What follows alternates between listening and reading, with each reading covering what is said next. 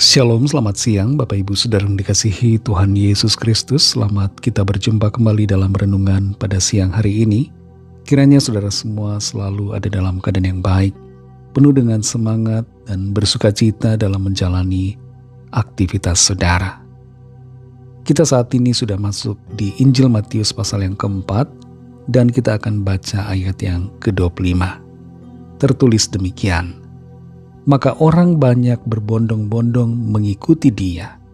Mereka datang dari Galilea dan dari Dekapolis, dari Yerusalem dan dari Yudea, dan dari seberang Yordan. Saudara yang dikasihi Tuhan, Injil Matius pasal 4 memuat tentang peristiwa pencobaan di padang gurun yang dialami oleh Tuhan Yesus. Kalau manusia pertama, Adam dan Hawa, dicobai oleh iblis, maka Tuhan Yesus juga mengalami pencobaan oleh iblis. Fair, saudara. Allah yang menjadi manusia bukan Allah yang curang, bukan Allah yang menghindari pencobaan. Dia membiarkan dirinya dicobai dengan pencobaan yang pada hakikatnya sama. Tapi dalam pencobaan ini Tuhan Yesus tidak jatuh ke dalam dosa. Pencobaan iblis kepada Tuhan Yesus pada hakikatnya sama dengan pencobaan iblis kepada Adam dan Hawa. Pencobaan iblis ini berkaitan dengan kesombongan, kemuliaan diri sendiri, dan pemberontakan terhadap firman Tuhan. Tapi sekali lagi kita melihat bahwa Allah yang menjadi manusia itu menang atas pencobaan iblis. Dan inilah yang seharusnya terjadi pada Adam dan Hawa. Namun mereka gagal. Yohanes Pembaptis ditangkap dan dipenjarakan. Dan ketika itulah Tuhan Yesus mulai melakukan pelayanannya. Dalam pelayanannya, Tuhan Yesus mulai memanggil dan memilih murid-muridnya.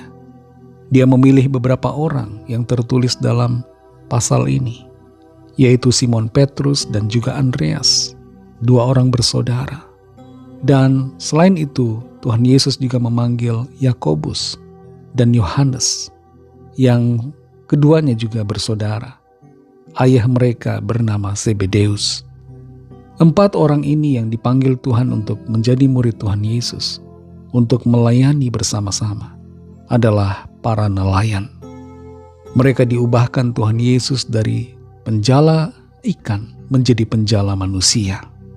Fokus mereka berubah dari pencarian kebutuhan materi menjadi pencarian jiwa-jiwa bagi kerajaan sorga. Penting untuk kita sadari, saudara, kalau kita dipanggil Tuhan untuk mengerjakan tugas pelayanan, jangan kita menolaknya. Dalam ayat 23 sampai ayat 25, kita baca di situ bagaimana Tuhan Yesus melakukan pelayanannya di Galilea. Dan ada hal yang luar biasa terjadi. Mujizat Tuhan dinyatakan. Tuhan Yesus menyembuhkan banyak orang yang sakit, yang sengsara, yang kerasukan, sakit ayan, lumpuh, dan berbagai-bagai penyakit dan sengsara disembuhkan oleh Tuhan Yesus. Walaupun pada saat itu belum ada media sosial seperti sekarang ini, belum ada TikTok, belum ada YouTube, belum ada Instagram, dan yang lain-lainnya. Tapi pelayanan Tuhan Yesus menjadi viral. Dari mulut ke mulut orang-orang menyampaikan kabar, berita tentang mujizat dalam pelayanan Tuhan Yesus. Dan ada begitu banyak orang yang mengikut dia. Kita baca di dalam ayat 25 Matius 4 ini. Maka orang banyak berbondong-bondong mengikuti dia. Mereka datang dari Galilea dan dari Dekapolis, dari Yerusalem dan dari Yudea, dan dari seberang Yordan. Mereka mengikuti Tuhan Yesus. Banyak sekali orang. Tapi apa motivasi mereka? Tidak semua murni karena iman pada pribadi Tuhan Yesus. Ada banyak dari mereka yang mengikuti Tuhan Yesus hanya karena ingin tahu bagaimana mujizat-mujizat itu terjadi, ingin melihat keajaiban. Ada juga orang yang mungkin hanya sekedar ikut-ikutan saja, tidak tahu mau ngapain.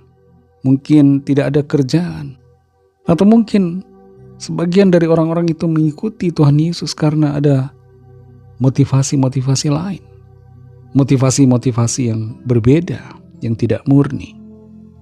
Jelas saudara, tidak semua orang yang mengikuti Tuhan Yesus sungguh-sungguh percaya, sungguh-sungguh mengimaninya. Karena terbukti ketika Tuhan Yesus disalibkan, banyak orang yang justru menolaknya. Saudara yang dikasihi Tuhan, apakah kita termasuk orang yang berbondong-bondong mengikuti Tuhan Yesus? Apa motivasi kita dalam mengikuti Dia? Apakah kita sungguh-sungguh percaya kepada Tuhan Yesus sebagai Tuhan dan Juru Selamat kita? Ataukah kita tergiur dengan hal-hal yang luar biasa yang dikerjakan Tuhan Yesus? Adakah iman kita bergantung pada mujizat? Apakah iman kita hanya iman yang ikut-ikutan orang lain? Bagaimana kalau orang tidak berbondong-bondong mengikuti Tuhan Yesus? Masihkah kita bersemangat dalam mengikuti Dia? Biarlah kita semua menjadi para pengikut Tuhan Yesus yang setia, sungguh-sungguh, tulus, percaya. Apapun yang terjadi, kasih dan kesetiaan kita, iman kita tetap kepadanya. Mari kita berdoa. Terima kasih Tuhan Yesus, kami bersyukur untuk firman-Mu yang sudah kami dengar. Kami mengerti Tuhan, sudah seharusnya kami punya motivasi benar dalam mengikuti Engkau. Bukan karena wow dengan mujizat-Mu, bukan karena motivasi-motivasi yang lain, bukan karena ikut-ikutan orang lain, tapi sungguh-sungguh karena kami mengenal Engkau, percaya kepadamu, dan setia mengasihi-Mu. Terima kasih Tuhan Yesus. Pimpin kami Roh Kudus untuk semakin mengerti kebenaran-Mu dan menghidupi firman-Mu setiap hari. Dalam nama Tuhan Yesus kami berdoa. Haleluya. Amin. Puji Tuhan, saudara yang dikasihi Tuhan. Selamat melanjutkan aktivitas saudara.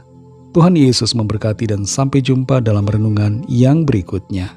Haleluya.